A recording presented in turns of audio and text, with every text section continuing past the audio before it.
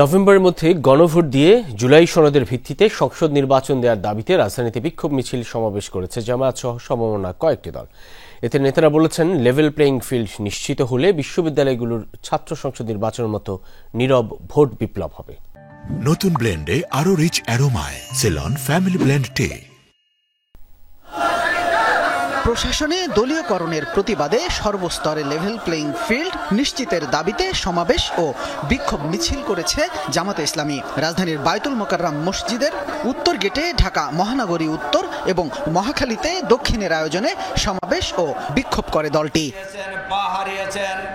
দক্ষিণের আয়োজনে প্রধান অতিথি ছিলেন দলের সহকারী সেক্রেটারি জেনারেল রফিকুল ইসলাম খান। বলেন, জাতির কাছে দেয়া প্রতিশ্রুতি পূরণে এই সরকার ব্যর্থ হয়েছে।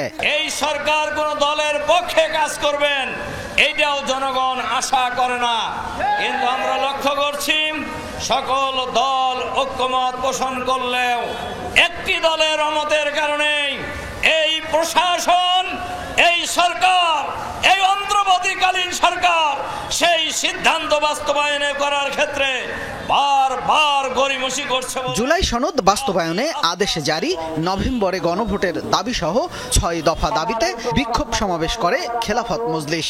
দলটির নেতারা বলেন, জুলাই সনদ জাদুঘরে ঝুলিয়ে রাখার জিনিস নয়, এটি দ্রুত বাস্তবায়ন করুন।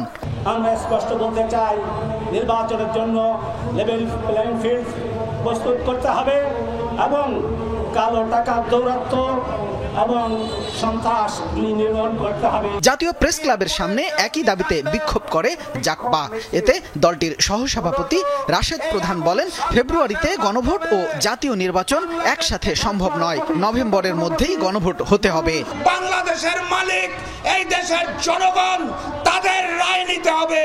নভেম্বরে গণভোটের মাধ্যমে জুলাই জাতীয় সনদ বাস্তবায়নের জন্য আইনি ভিত্তি আনতে হবে, এর কোনো বিকল্প নাই।